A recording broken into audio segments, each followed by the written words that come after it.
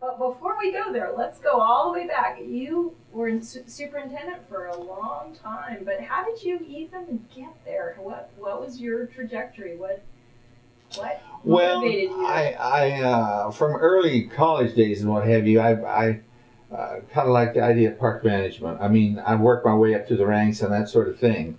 But I was a management assistant at Mesa Verde National Park for 5 years, and I worked for two different superintendents there. And the last one I worked for maybe 4 years there of the 5. He had been superintendent longer than anybody in the National Park Service.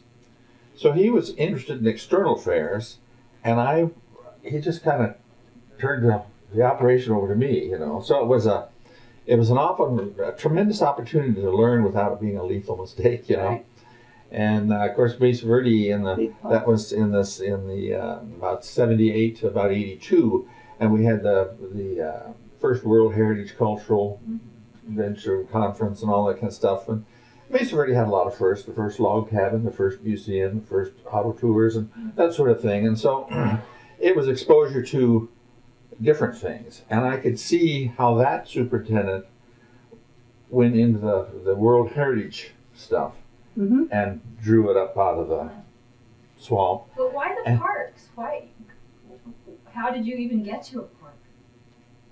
What did you? You mean the National Park Service? Yeah, you did college. Well, let's go way back. Yeah, no, tell me way back. Back when I was a kid in the formative years, you know, the grade school and high school stuff. My folks lived in sort of western South Dakota. My uncle had a ranch there. My dad worked there. And it was flat, barren, hot country. And once in a while, we'd slip away to the Black Hills.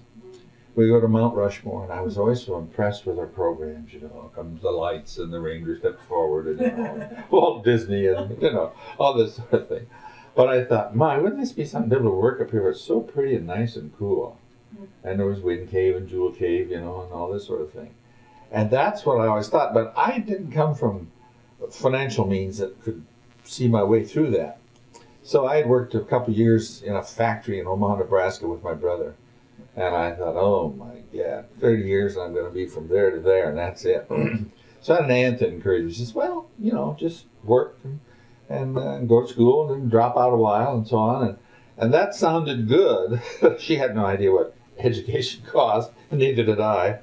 And then along come the Vietnam years, and boy, you drop out, we got you, kid. And my curriculum was changing. I had a gentleman that headed up that particular department had been there about 30 years, and he was retiring out, and they were getting ready to change the whole thing. So if I had gone 2 years and I'd come back, I still had 3 years to go. Right. You know, so that meant tough it out, stick it out, borrow whatever you can.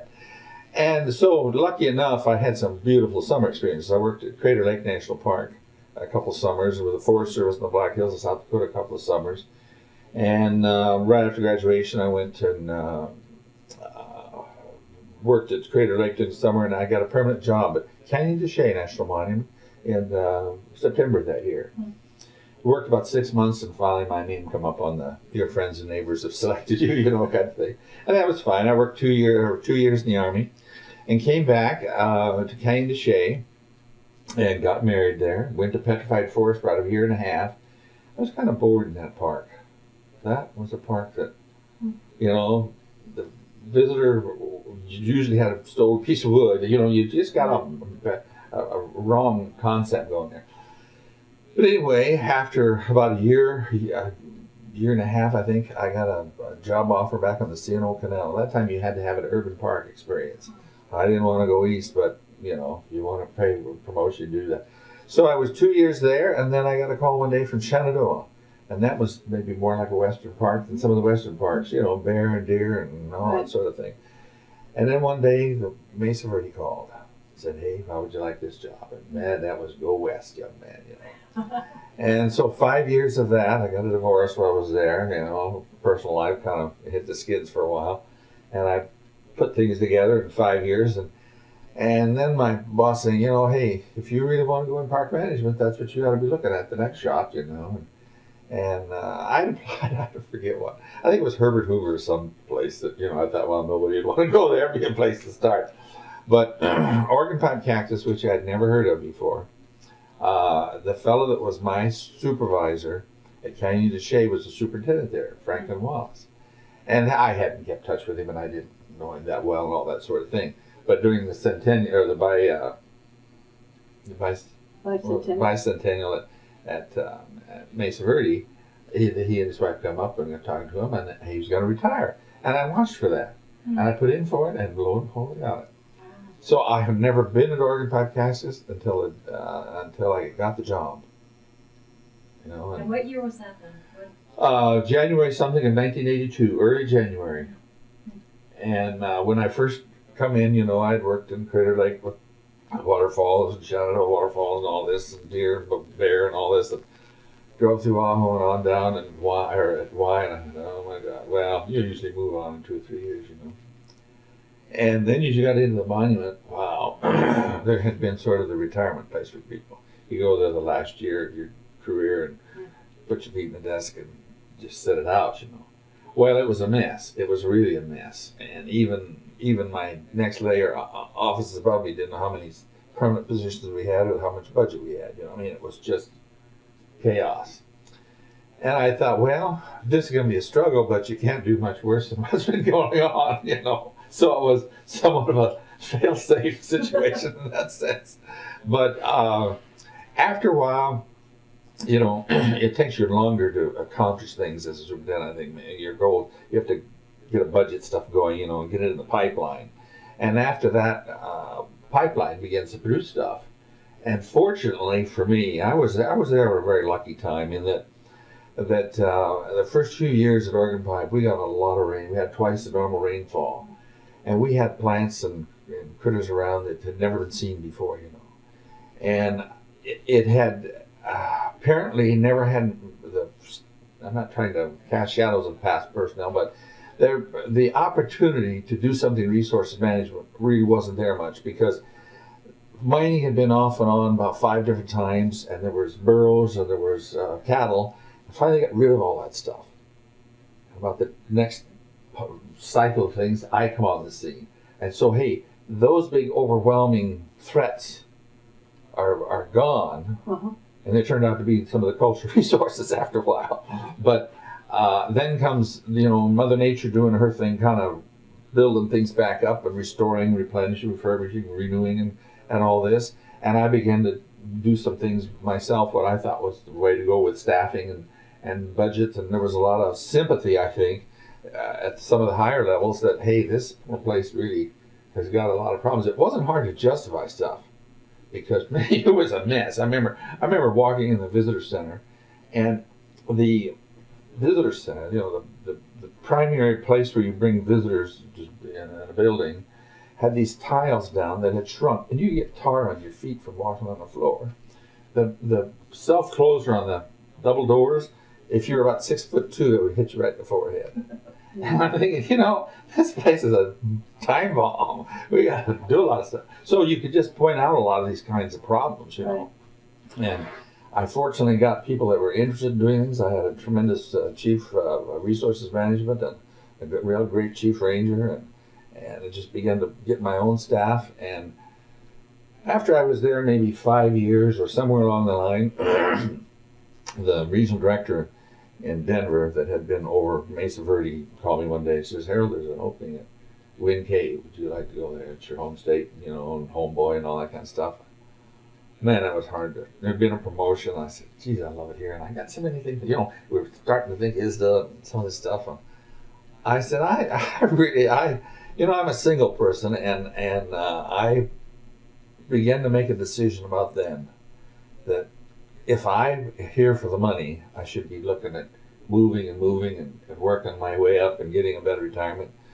But if I'm here for my own personal fulfillment or what I can achieve, what I can do, I'm going to do more here than I'm going to do 2 years here, 2 years there, 2 years here, and all that stuff. And I had gotten to the point, you know, where the funding was coming. I remember we used to go off to these little meetings, and we had the History Association, the Southwest Parks and Monuments. Right. And it was 4 different regions, and Organ Pipe would come in with the excuse me, request for research grants, and we'd wipe out the whole thing. water. I'll be back. But, oh, would you please? Thank you. But, so there was a lot of, real positive reinforcements. And I realized that after you're there long, time does not necessarily work for you. And that's when I kind of said, well, I'm going to be happy with retirement from what I've got, and leading out the rest, or living out the rest of my career right there in that area. And early on with the my big stressor Algae there was a lot of positive things happening there. I used to point out to him, he would donate land to us, actually donate the land. That's something no other American citizen could do at all. Yeah. Because he owned it. And the Park Service had a little, I guess, cat and mouse game over the years with him, fussing. I don't know what it's all about. But he actually ended up giving most of what he had, except for Lukeville. Yeah. We didn't really want Lukeville there. But so, even though I felt a lot of stress from him over the years, I'm not sure that, and he was kind of a intriguing sort of person in that when he wanted to needle you, he always done it in such a manner that any bureaucrat above you is going to realize this is crazy, I mean, it might look good in the newspaper, but when he would write to, petitions by the boxful to the secretary, even the president, the vice president, of course I'm sure it didn't go there, but, senators and congressmen and what have you. It'd give me a great sounding board to explain where we're at, what we're doing, is it a GMP, all these kind of things, And so it was almost like a testimony in that you're asking me the questions, but ask me about this or something, It was great in that sense, I think. But I never really understood why, and it used to drive our people nuts in that several people above me would have different meetings with him, and is it a problem with the person, the superintendent, this, that, or whatever, and they'd walk away with, I don't know. Well, tell us a little bit about your relationships, particularly your relationship with Pentecate and what you had in mind about the long term for the sort of binational park idea. Well, the way you say that sounds like I'm the guy that come up with the idea. Not by any means, Helen. I think this is an involvement, and probably the people that had the seed was Sonoran Institute and Ruth Probst and Wendy Laird and these folks. I mean, there was sort of I almost want to say a nonpartisan, in a sense that we didn't have turf at stake there in that sense. And the thought of working together, and this is somewhat coupled with our general management plan, where we would look at things like the Cabeza and the Tono Reservation and all this, and the Pitacotes was coming about, you might say. I mean, it had been there under one department of the government and back and forth, but never really much. But about the same time I come to Organ Pipe, there was a man that came from Mexico, up Mexico City there. Yeah. Well, was it Alberto Mercado? No. Talk about the manager. This is where the memory is gone. That's terrible. He'd kick me if it. It'll come to me here in a minute. Okay. Anyway, he was new, and he had a family, but they were all in Mexico City. So he was, first time he's around the border, he's trying to find out what the United States is like. And first time I've lived on the border, I'm trying to find out what Mexico is like. So we used to go to different areas, different places, and we'd take sometimes our staff. I remember taking 20 or 30 people on a trip into the Pincotes and had by their invitation, we had the biggest shrimp thing, and all this one day for lunch. Wow, this is Mexico, and Pincote is fascinating because volcanic stuff is something I hadn't really been around, although that's most of what we have around here. But so there was a way that there were two single fellows then that were trying to find out about each other, and he spoke little English and I spoke zero Spanish, but you could mumble it through somehow, and they say what communication is 80% nonverbal, something like that. So we communicated, even though it was usually a a big laugh by anybody that would listen to us what our words we're making up or saying, you know, or going along with. But so the Pinnacottes began to kind of come about, getting into better parts of their government, I guess, more supportive parts perhaps. And then their designation out of the world, UNESCO situation and that, and gee, they you know, they had their the president of Mexico up, and we had a big formal affair there, you know, and documents in leather and all that kind of stuff. It was really quite impressive. And so they began to get some staff on board. And we would share with them, you know, whatever we could, and back and forth. Different ones would come up and were kind of with us as a volunteer, I guess. I don't think we've ever put him on the payroll, but so we learned a lot of things that way, and then, you know, back to the Sonoran Institute again. Somehow this idea of one of the difficulties we have and people not getting along is borders. You know, you draw lines all over it, don't cross this and that. And so I think we kind of had, realizing you never do this 100%, but you de-emphasize that border as much as you can. You know, think of it as the biosphere, this chunk of land that has something in common and relation to one another and that. And I think that's why maybe it made sense, because there was a forum then that you could bring things to, and having the thing a group like the Sonoran Institute that made, I think, a lot of people more comfortable in that if this had been in the Park Service, it had been a Park Service thing, or the BLM, or the whatever, you know, and so there it become a sort of equal turf and all that.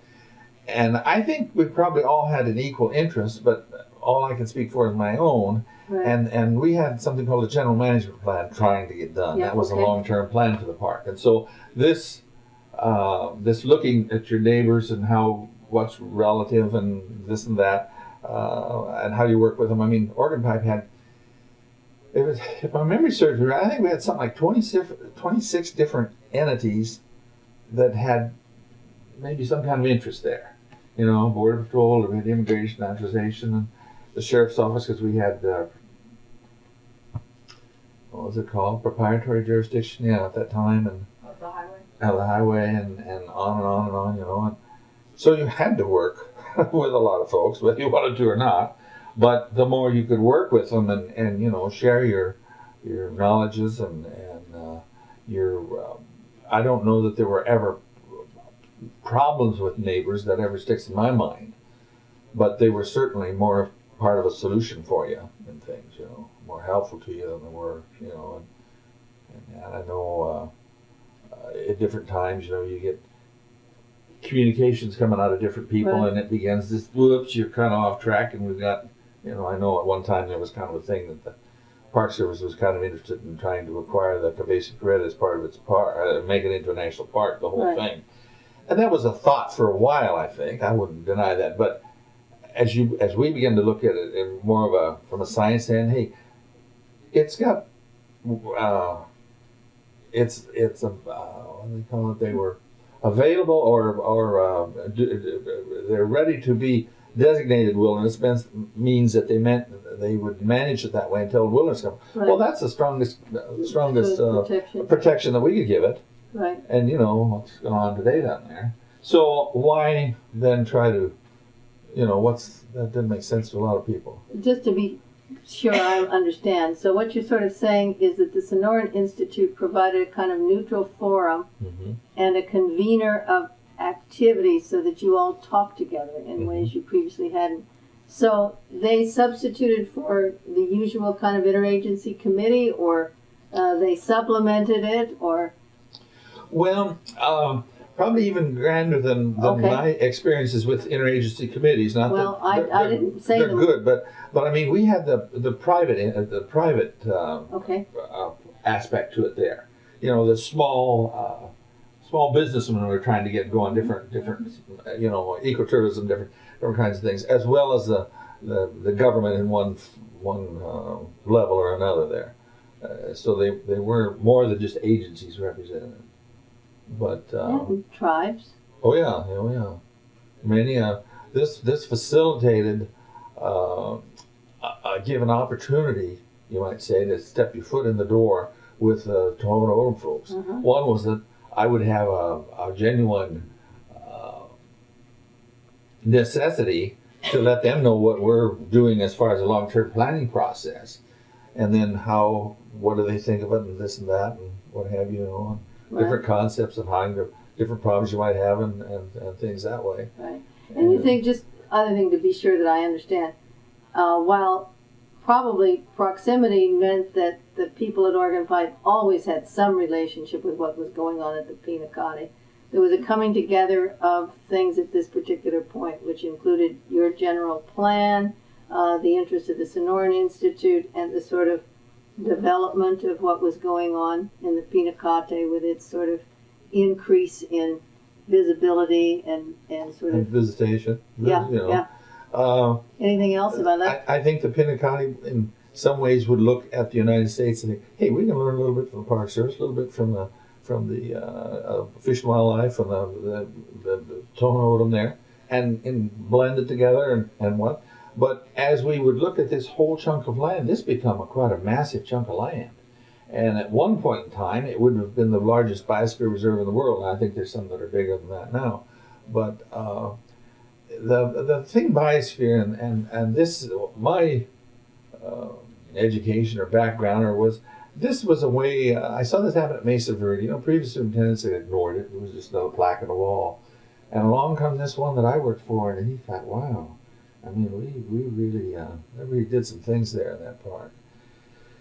And I remember at Organ Pipe, here I knew it was a biosphere reserve before I got there, but only about one person knew where the plaque was at. And probably 90% of the rest of them, I don't remember anybody ever talking about it, type of thing. And I thought, well, here's a way of, I was in a group called the Southern Arizona Group of National Monuments and Parks in Southern Arizona, and there was about 10 of them there. And this was a way of we were kind of a misfit in that group, in that we were about 99% of the land, or not 99, but about 95% of the land mass of the whole group, and so they were small monuments and things. Now, Saguaro was one of the bigger ones, but there was, the Casa Grandes and tunnels and different things like that. And naturally, you couldn't have a staff there, small staffs, and couldn't be self-sustaining as much as we really need to at Organ Pipe. So we were sort of kind of a misfit in that group in that sense. And so this was a way to kind of. And earlier you talked about the World Heritage in Mesa Verde and how looking at the potential of what that had done, this had some of that same kind of appeal. Yeah. So yeah. As a way to sort of. Even though they were both on UNESCO. One was World Heritage, which is culture, and that was Mesa Verde because it was the first park in the United States dedicated to the works of man, and the other is biological. Biosphere reserves, and there your genetic gene pool is the thing that they're more or less looking at. And as Organ Pipe, the reason it was designated as such, of course, for the Organ Pipe. I need to stop when that happens so that I can take it out of the. Can I? Okay, let's do that because there's 2 or 3 more here. It's going to go off in a minute. The sun is beginning to come right down there. Because I can slice that out. Sure. Every time those guys go off, if you just stop, then I can slice the cuckoos out, and we won't lose your voice. Because right now I can't. Is this better over here? Yeah. Okay. Yeah, the sun was just. I appreciate it. And you can hear me okay? Oh yeah. Okay. All right. Actually, no, because there's a stream of light coming on your head. The sun has changed through the. Don't move. Okay. All right. Okay. All right. Well, we're talking about UNESCO and. Why don't we go over? I think the clock was striking when I was about UNESCO because this was the thing that was hidden, if you will. Here's the not intentionally hidden, but I mean just never been exposed. The Organ Pipe, was set aside as a national monument because this is where they thought at that time the only place the Oregon pipe cactus grew. Right. Which is, by and large true, but you can find them on the reservation, you can find them in Aho and what have you. But you've got within the Sonoran Desert, I think something like 7 sub-deserts. We had 3 of them come together. They had Oregon pipe, so we had quite a blend of different sub-deserts all within the Sonoran Desert, and so you had a nice complement of your plants and your animals and things. And this is really why it became a biosphere reserve, because within the National Park Service, which was the organization that first started. Okay. Anyway, well, this designation is kind of top down, you might say, and not much knowledge at the bottom, and not faulting anybody at the bottom. It just nobody took the effort to tell them really what it was, and there's understandable too, because the whole Oregon pipe was one of the first 26 biosphere reserves designated in the world. Well, they didn't really know what it was. We only had one person in Washington who was working on it, right. So it was not a biggie. But as I mentioned earlier, that when my first arrival there, the first few years, we got all this rain and things, and for some reason it seems like, and I probably don't have a real fair perspective, but it's always seemed like there was never much encouragement for research to be done. Mm-hmm. And I always thought that biosphere reserve, finding out what you've got, is kind of one of those really fundamental, foundational kind of things you want to know, because is it getting better or worse or whatever, and all this sort of thing. And I wasn't a scientist, but I mean, it just seemed like, if you're supposed to be taking care of something, you ought to know what's there. And so, wow, you indicate a little bit of receptivity to a lot of researchers, and they're just all over the place. I mean, we really had a lot of programs going in there for quite a while, and later on with the funding and through the ISDA and what have you, we did a tremendous amount of research there and found out, if my memory serves right, it seems like we had 26 plants and animals that were indigenous to Oregon pipe. That is the only place where they lived. And, we had a little hook into that with a few people, and then we had a little oasis there, a little keto, and it had a little pupfish in it. And the pupfish, there's a devil holes pupfish. It's got its little song and dance, right. goes. And so we had some too. And we had them in different places trying to, didn't know what to do. We put them in a horse tank. And when I was getting there, we used to haul water around to different cattle tanks in the monument, And we found out that, whoops, after you keep them there very long, you got a separate thing going. You don't right. have the endangered species anymore, right. So there was, a lot of good things we learned and what have you. And of course, when you found something that was, maybe on its way out, or right. that you needed to be, that developed action plans. And so we because the door was kind of open, and I had seen this in different disciplines in the Park Service. I remember when a child in Yellowstone fell in a thermal pool. Wow, safety just went, crazy. Everybody had safety officers in parks and all kinds of things. When I was at Mesa Verde, the concessions was the big thing. Special Act of Congress, $100 million, we bought out Yellowstone concessioner, and we're doing that all over. So there's a time when the doors open and things are going, and it seemed like when I was at Oregon Pipe, resource management had come of age. Mm-hmm. We were first admitting that resource management specialist is an entity into itself, or a job into itself. It's not some collateral duty as assigned, and all that sort of thing. And so as I began to find out our problems and things, it was easy to, you could justify more staffing and what have you. And we had a greenhouse there and a little nursery, and about half of the staffing at Oregon Pipe, the hours that went in was through volunteers, and of course they loved to work with plants and things, And so, coupled with the rain, the new information coming in, and it was, a very, very upbeat kind of. How important to you was the international aspect of it, being a binational biosphere reserve? Well, I never felt that it was effectively implemented as much as it could be. I mean, at the time I was there were not too many international. They were all international biosphere reserve, but there were not very many that were truly international. Right. We had Glacier Waterton in up in Montana, and don't know where else. There might have been another one. Big Bend. And, yeah, Big Bend. That's right, Big Bend. Yeah, Big Bend, and Organ Park. And so, again, that kind of rose one more level up. And I remember being in Big Bend a number of times, and with the guys in Glacier, a number of meetings, and you know that.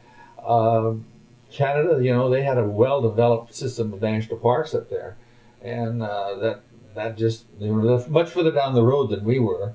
You know, at a national monument that sometimes, you know, some of your upper management might, oh, we got enough problems with the, you know, I used to have to compete with the Hawaiian parks, which were special in everybody's eyes, and all those California redwoods and sequoias and Yosemites and all those, you know, Right. and Death Valleys and all these. I mean, we had some tough competition. Yeah, right. And you know, we were just Southern Arizona group. Well, we used one of the small little monuments in Southern Arizona. Well, we were, what, 336,000 acres. Big. You know, it was Right. a big chunk of land. And so you kind of had to educate your own people a little bit. I mean, up above you, and there was always a pretty good receptivity. The aspect, though, back to the international thing, you know, the Pinnacles was, I don't want to say slow, but they came about just a little bit behind us, maybe, in a sense. But wow, you know, you suddenly had this thing, and you had the, you know, we had these various meetings. I remember a meeting down in Mexico, Caborca, yeah, with you know, the little conferences we'd have. And there's the full range of things, from the private individual, it's, you know, maybe some kind of weaving or some sort of soap things, the wash rag kind of things that were handmade from yuccas, I remember. And, you know, clear to the, you know, the government entities that were there. And I think why it was important, you were developing friends, and rather than, I don't know that person at all, or maybe that organization or that neighbor or something has kind of had a negative something or other, or a negative experience or whatever, but here was a real positive thing. Mm-hmm. It was hard. It was hard. That's a funny way to say it. But I mean, I don't remember ever going into any kind of a meeting like that and feeling that, well, those people sure got an odd way of looking Right. at stuff, and they're not necessarily going to be supportive of us. It was always a very upbeat kind of thing. And I think that's what really encouraged it for me. I mean, it's sad to me that it couldn't move stronger toward this diminishing of borders rather than the huge emphasis that we have on them now. And that seemed like just the reverse of what we were trying to do.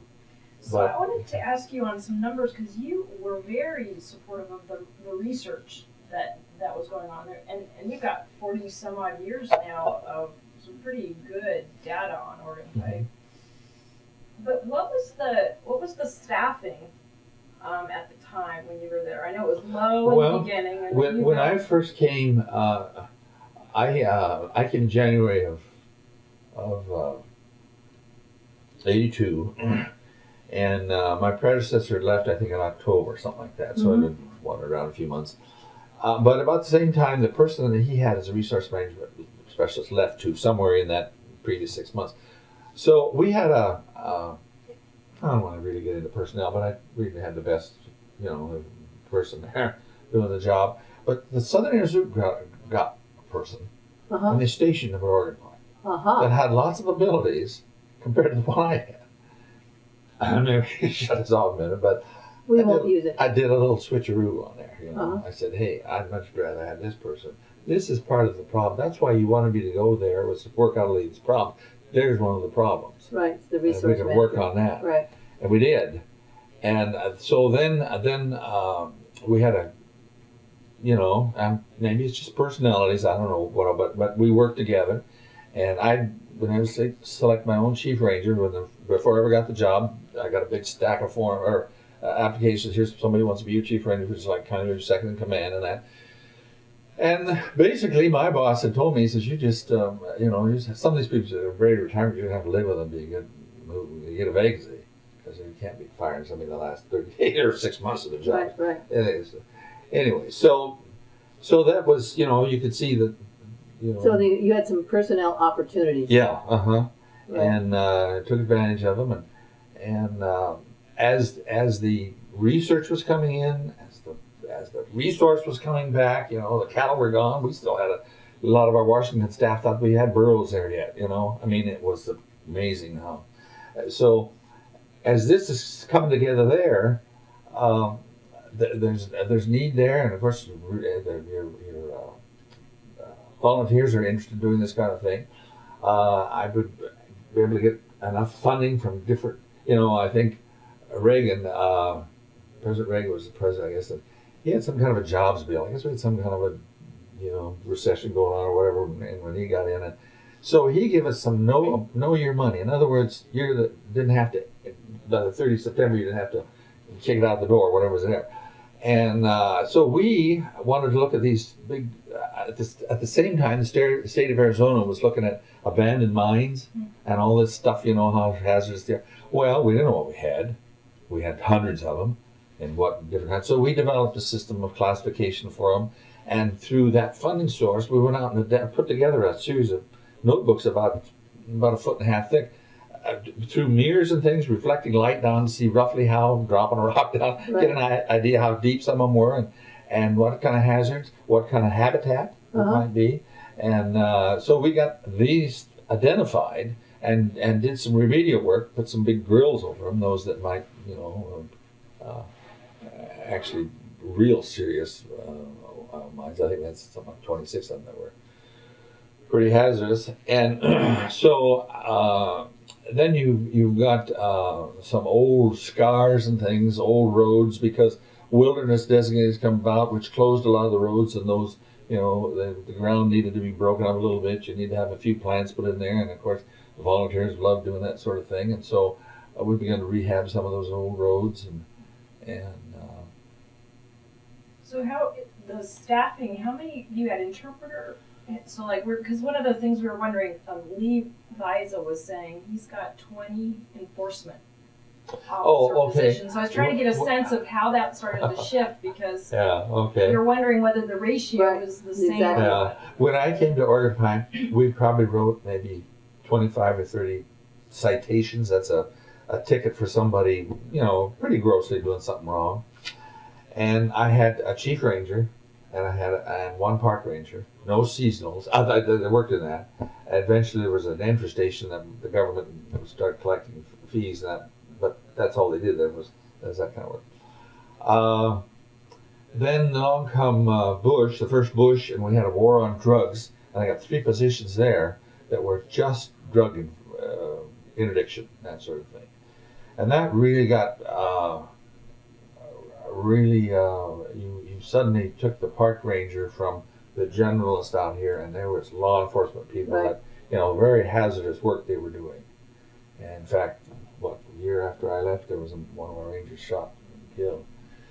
But we had 3 drug enforcement interdiction rangers, 1 park ranger, and a chief ranger. So you could say I had 5 there, and then when I think my last year there, things really, the budget shifted. That is, budgets came about in 1st of October, and I left the 1st of January, so there was about 3 months there. But we had gotten some good increases there, but I know it went, you know, I designated it, but the next guy was free to reshuffle whatever he wanted to, and that. But over in law enforcement had grown quite a bit. I mean, with these black helicopters and all this kind of stuff, you know, and that, because the drug problem then was that somebody that was packing it in, once they were caught, they would give up, very docile sort of thing. There wasn't kind of a shootout going on that you generally end up in now when those kind of things happen. But over in the resource management end of the thing, I had 3 permanent positions. And then when what was the name of the money that I got every year? We called it biosphère reserve money. I got a biologist and a botanist, Sue and Pete. Peter? Yeah. then we got into some long-term climate monitoring, and we had a lot of electronic equipment, scattered around, and so that data had to be collected once a month or something like that. And so I had a couple of technicians there, and along this time in the Park Service, we're finally getting into computers, and things called a geographic information system, which was kind of the glitzy thing. A computer was kind of it's just another piece of office equipment now. But at that day and age, that's really something. Wow. And GIS was a big deal. Yeah, because they were, sometimes they wore a little hat with a funny little thing on the top. They could walk around and do their thing with it. But it was very crude in the way you did your data and the computers you had to have and all that. And so we began to get things mapped, and we began to use these EROS, E-R-O-S, what is it, Earth Resources? Something. And get lots of, information going and get it into the database.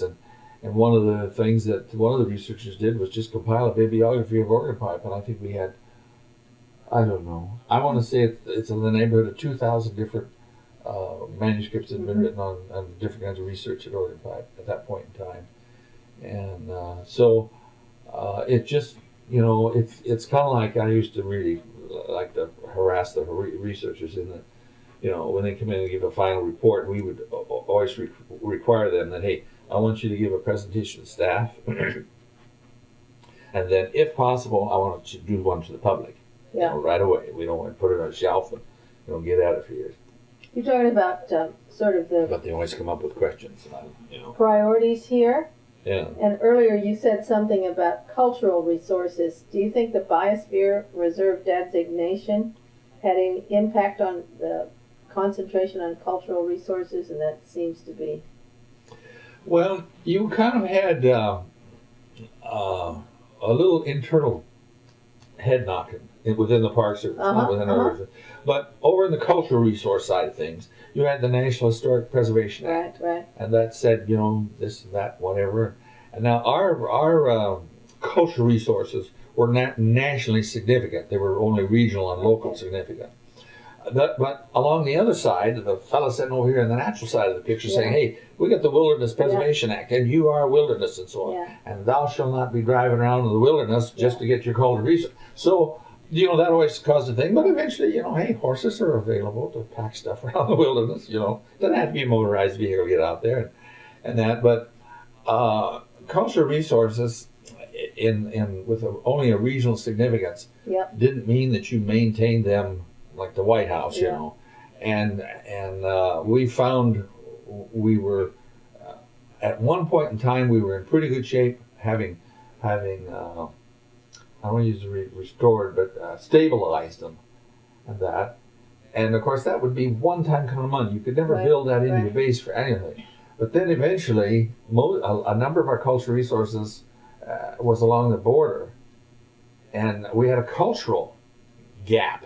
In that, to my knowledge, to my way of looking at it, in Mexico, you look at something that's not being lived in, not being used, that's available to borrow the materials from it. So we'd re-stabilize a corral, and and a month later it's gone, and the doors were gone off the buildings and things, and that. So it made it tough to you pick you don't save everything that was cultural in the. Well, Quito Vaquito is important for the pupfish, but it was also culturally important. Oh yeah, And see, that began to, and of course, the Park Service philosophy, in a very general sense, is let the natural systems prevail. Right. Well, if that's what you're going to do, you probably end up with a wet spot in the ground with water trickling out of it most of the year. Well, man had irrigated out of there, maybe 10 acres at one time, built a dam, a reservoir. And then you got an endangered pupfish living in it that become endangered. So you got two kinds of resources, two kinds of management policies that are not necessarily working with each other, or are not necessarily complementary to each other, in the sense that they're kind of competing, but there's a need here to save both. That one thing pretty clear. And then, of course, my end of by the time I was leaving Oregon Pike, it was not safe for the visitor to go to Quito Baquito. You had to be accompanied by a ranger shortly after I was there, And, we were, I don't know, 100 yards from Mexico, and, about a 5-pound box of cheer could go, that's crazy if somebody threw that in the pond there, And, you've got big cottonwood trees that are probably as old as that, built into the dike, and really the wind could blow them over and drain the water out. I mean, it was, Yeah.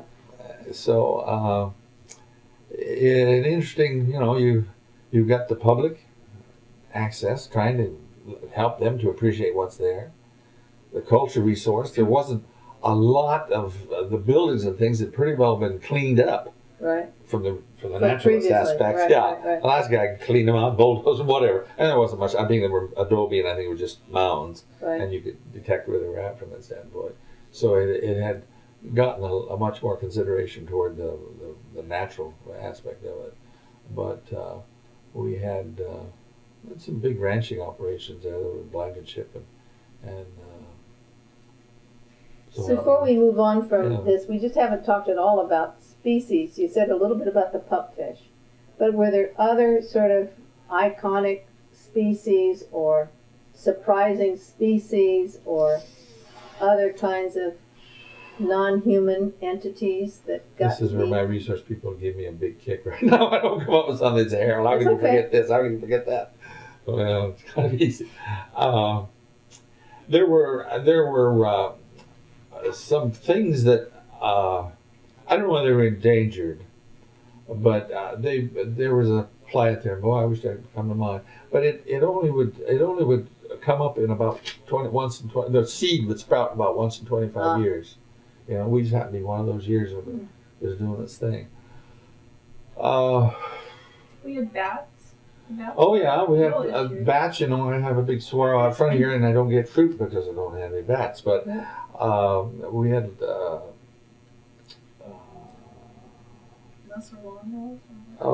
he's on the Desert Speaks a lot. Does these tours? Dar Patricia, Yar Patricia, yeah. And he was quite a bat guy, mammals and bats and mice and stuff. And see, some of these caves turned out to be habitat for the bats. And we had one huge colony of bats there in one of those caves. I hesitate to give you a figure now, but it's like 1 million or something there. And of course, bat is important to your cactus for pollination. And there, the cave is the man-made hole in the ground is important for the bat. Right. So you see, the two of them kind of, you don't go in there with a puristic thing that, hey, we're just going to look at one of these and the other one doesn't belong here. Fill that man-made hole in. That's a threat. But it was always kind of interesting for the first, I don't know, let's see, over by 1932, 50 years, most of the cultural resources were threats to the park. Mm-hmm. And after I got there, they become the resources themselves. Yeah. They become the culture resources. I'm sorry, I interrupt you. And did you guys interface at all on the pronghorn stuff? Yeah, Sonoran pronghorn was an endangered species, and I'm not sure just where the latest word is, but for a long time they thought they never drank water, and yet that was more of the Cabeza folks dealt in a bigger fashion that we did, because we only in the western part really had the pronghorn, and sometimes there was a question that, hey, they would never have crossed Highway 85, and there was once, and this and that, and not very substantial claim that you could make on that. So it was a kind of a western part of the monument area, which is a different subdesert and what have you. But there was the black vulture that, as far up as it would get, was probably a half a mile north of the Mexican boundary at the Sanita Basin. That was, it was a big bird, big black vulture, part of the year. We used to have long-tailed cats in our housing area. Mm-hmm. Of course, bighorn sheep. Smaller cacti too. Oh yeah, I had the little Acuna cactus. It only gets kind of about the size of a softball.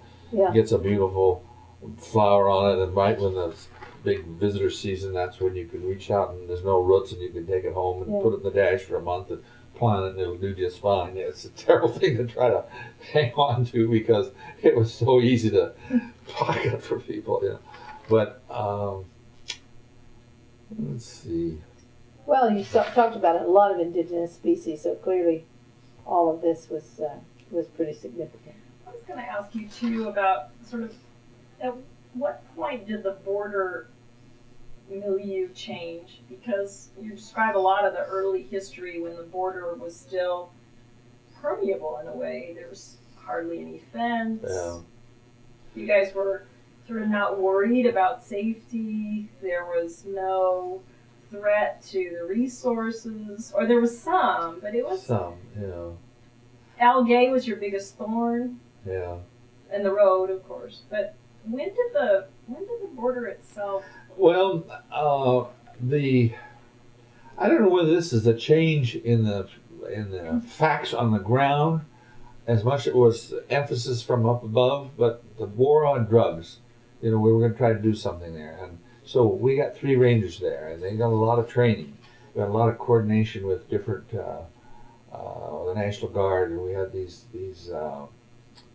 ops, you know, places where they could look out, you know, and watch stuff, night vision goggles and all these kind of things. I think the drugs, though, really increased. And it got to be the point where instead of, hey, this guy's, you know, there's only 3 of them, and between them they only got 100 pounds or something, and they're docile, and they just surrender it, and, you know, and Right. that.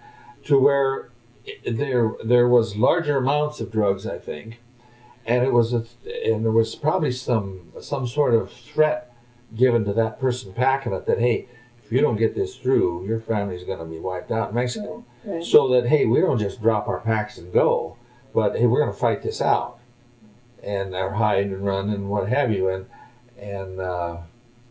we would have.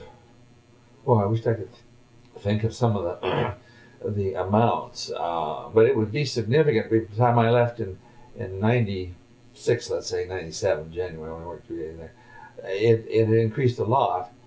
But our rangers were well trained. We had a training camp there in the park where we teach some of these desert survival and all kinds of up in the north end up there things. And so we were sort of responding, I guess, to a bigger demand. Right. But what's going on now has just got me. I can't How hardly about relate to the immigration? two. Was that a big issue? I understand that. Well, there was a lot of it Drugs. going on. One of our bigger problems that law enforcement problems was in the later years, we began to have a lot of theft out of Mexico, stealing vehicles and stuff. I had a brand new dump truck one time worth about $35,000 stolen. In I don't know what years this would be, 94, 2, 3, 4, 5, somewhere in there. I remember we spent more than $100,000 in security at Oregon Park in different kinds of systems to protect us. You know, we used to have it monitored, and the phone would ring, and it was being monitored in Phoenix. You know, and our visitor center would be broken into. I remember a guy spent almost a whole night in there and got into a safe. It wasn't a government safe; it was a history association safe. But I mean, that's not unheard of. Yeah. Crime has just come up, and we would have people in campgrounds, stuff being stolen out of their equipment, and sometimes threatened by illegal aliens. We'd have them around our houses, and we'd go chase them, you know, and we weren't really prepared to that. I often think, boy, I let my people take bigger risks than I ever should have. I just, you know, chase them all the way down there. But we lost a pickup and a dump truck and a garbage truck, and but things were evolving relatively fast, moving, changing. In the last 3, 4, 5 years that I was there, things were. Well, one of the things that's sort of interesting is to hear what you talk about, and what Lee told us yesterday was his sort of tenure is consumed by the border fence and consumed by security matters. Yeah. Well, so you left, and there was 3 enforcement. Yeah. So he's at 20 now, He's at just 20, as yeah. as a point. We were going to ask you why it is that the Park Service doesn't simply turn this law enforcement function off to the Border Patrol or to local police, or why is it that they want to do the security on their own? I know. I don't know if I got a real good answer for that, other than that I suppose, and this may be the bureaucrat saying it, is that we don't want to, we want everybody to be working on the problem. Right. Because to some degree, there's if you look at Park Service management philosophy and all that sort of thing, drug interdiction is not really front and center for us. Right. It might be for Border Patrol and some of that, and maybe the sheriff. I mean, the border is something there, and the highway's something there, highway patrol, what have you. But there's a lot more land that where people's got to worry about that. So to turn it over and say, hey, that's fine. If they maybe, I don't know what their reaction might have been. I don't know that was ever much considered, but they might have said, hey, we don't have enough staff either. Right. To do that sort of thing. Big facility. I mean, in some ways it's kind of your mission. I mean, I can see a Border Patrolman, hey, I'm not even worried about that guy tearing off that door in that old bike and chip range. I'm interested, I got the drug problem and that sort of thing. That's our high priority. Whereas if it was a ranger there, he'd probably be looking at that too as well, that type of thing. And that. So I think it's probably the mission there. Nobody has a mission to do everything. Okay. To cooperate and facilitate and all that with each other, but the resource and the people are things we protect. Right. But when you're starting to have a war going on, I mean, this what Lee's got. This isn't hardly I mean, I probably wouldn't know how to manage that park. Right. I mean, it's so. Well, he's having a hell of a problem. Yeah. Yeah. I just. He said it would maybe be 2 or 3 years, and he'd get a sense of whether or not they'd get a handle on immigration, and then he could do some other things. But I'm not holding my breath. One of the big themes in our project is to sort of look at the balance of influence of individual people, and this includes people like you and people like Wendy and people like Elaine Eiler, and that whole idea versus the importance of institutions and designations like the Biosphere Reserve. And we have thought, well, this is an interesting area in that there have been a cadre of people focused on this for a long time. I think listening to you, it's probably related at least a little to a lot of these research activities where people began to know deeply about the long-nosed bat, and about these ecological relationships. Appreciate that. Well, this stems from for us anyway, the Park Service stems from the basic philosophy. The more people are aware of things, the more appreciated, the more supportive they are, no matter what games you got going on there. But a thing that used to worry me, and I know we would talk about it, and I'm not saying that it dropped with us, but one thing that we tried to get away from, if it could be, but you can't as it's starting out, is that it's personality dependent. Yeah, okay. As people come and go in these different jobs, one could care less or this or that or something, and I think that's one thing that hung me in there. Because I was, what's my predecessor going to care about it? Because I'm sure someone look at the way I did things at Oregon Pipe and well, Harold's really off over here in resources management or research or something, or whatever, as opposed to where they may be. But yet your long tenure allowed you to do a lot of these things. Over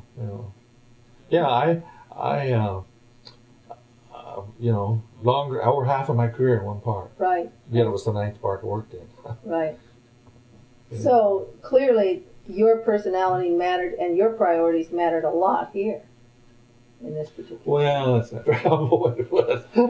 But, I mean, you had these, a little slap on the back once in a while from people like Wendy or Luther Probst or something, or Bo McClure and my, fella? Bob Schumacher. And Bob Schumacher, I mean, we could all commiserate a little bit, and it was a nice outlet if nothing else. Right. But it takes time to build those relationships. Oh yeah, oh yeah. Yeah, and let me give you a little vignette of something on time. Okay. You know, the border between boundary, let me put it, between the Tohono Reservation and Oregon Pipe follows the crest of the divide of the Ahos. In other words, if you poured a glass of water, if it went this way, it was Tohono, if it went this way. Anyway.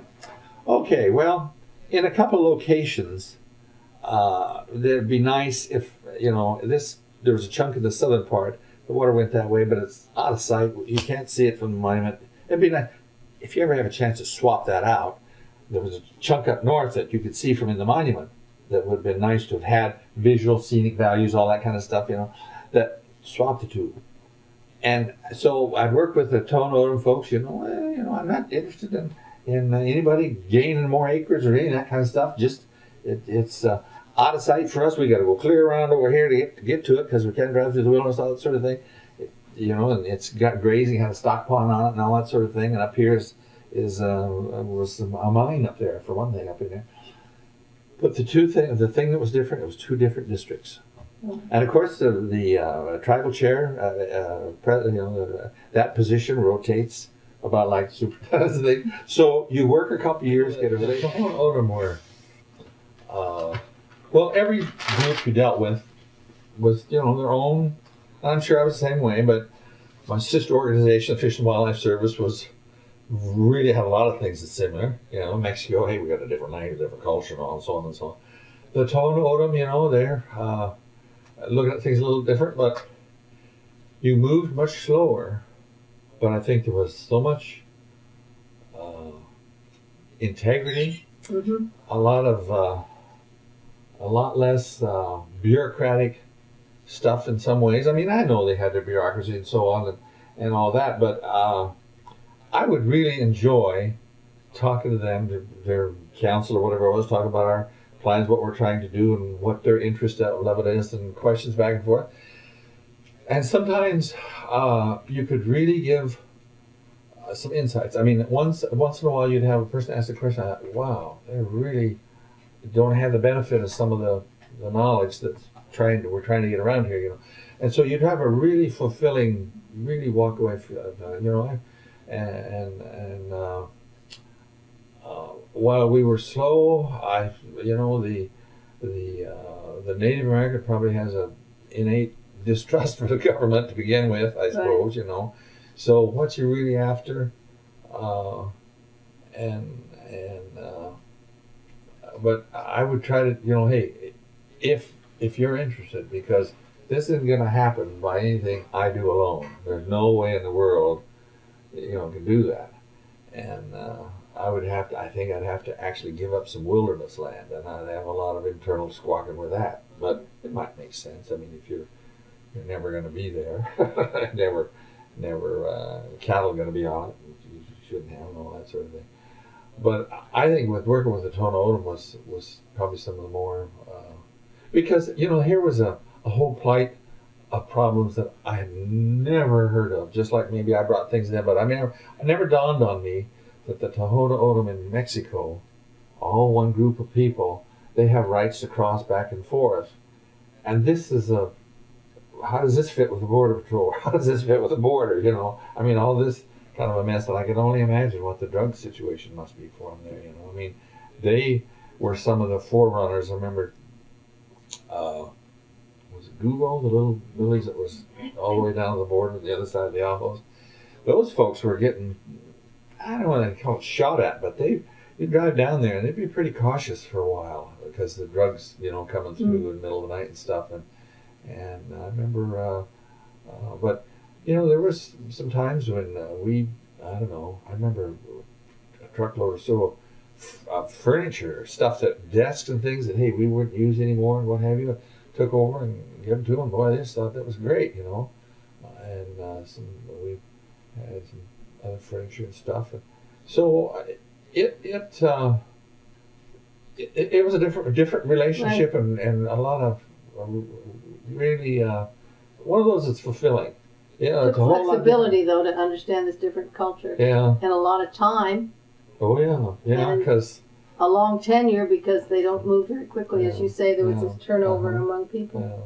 Harold, when you first got to the park, though, there was quite a bit of animosity, as I recall. At least that's what I had heard before. When I was just beginning to put the land use forum together, there was a lot of everybody or just bitterness at the park for removing some of the Tona Odom cultural materials, and there was a lot of discussion about we can't go in there. It used to be our land. There was a lot of kind of residual.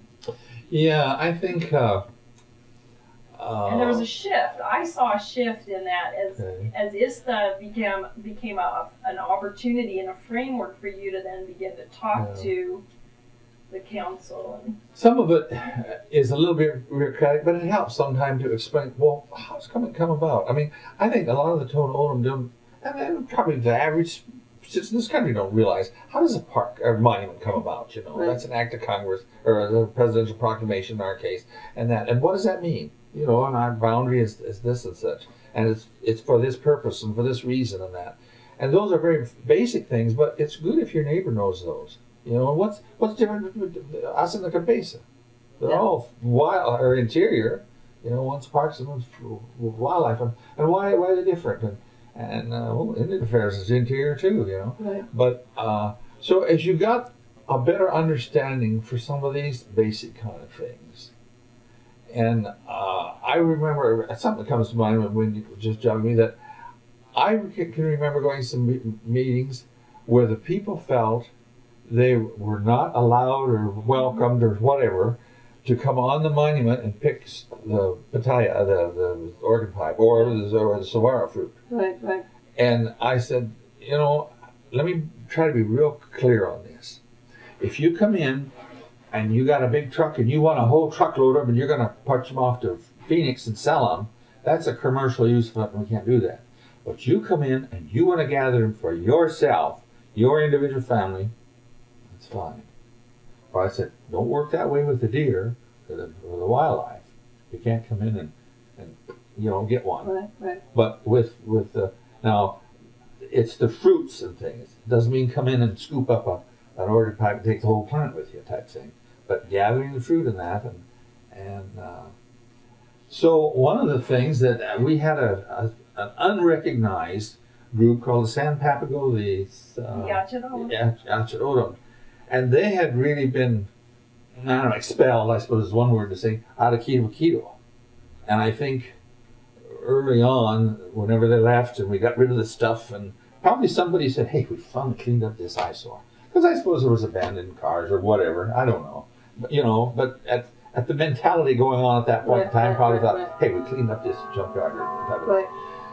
But there was left a terrible scar that those, you know, they could never get government recognition and that. And sort of, I had a number of times, we'd go down there and have had ceremonies and things, and I remember bringing down our barbecue things and close it off at night or a day, you know, and they could have their let's call it a religious ceremony, if you will, type of thing. And they're very much appreciated that. when you started, didn't you start Odom Days?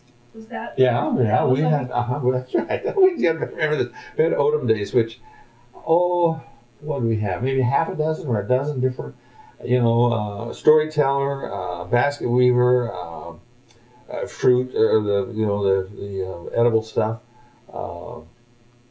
That they'd come to the visitor center during the wintertime when we had our bulk of our visitors, and that was, exploring their arts and crafts, if you will, and their way of life, but it would very effective because when you get one of these people that their appearance just radiates authenticity, you just know that, hey, this is straight stuff. We used to have what was this lady's name that was about 100 years old or so? Yeah. I can't think of it right now, but Yeah, Danny Lopez was one. yeah, Danny Lopez, and there was a gal that followed behind him in research and what have you. And we used to try to encourage them to, record your history. Right. Just like that with tapes and things, because old ways. Well, the you're right. language If you don't know where you've been, it's hard to figure out where you're going. And see, that's why I felt such a carte blanche at Order Pot. If you don't know what you got, Right. you don't care about it. If you lost something, you didn't know it. Didn't know it. You know. Yeah. But you found out what you had, and let the rest of the world know about it, and help them appreciate it. Then they were a little more sensitive to helping you do something about it. Right. And that's just basic, parts of the stuff. Is try to get the word out there, Right. what you're doing. Okay. I think we've done it. Yeah. All That's right. great. That's terrific. Great, yeah.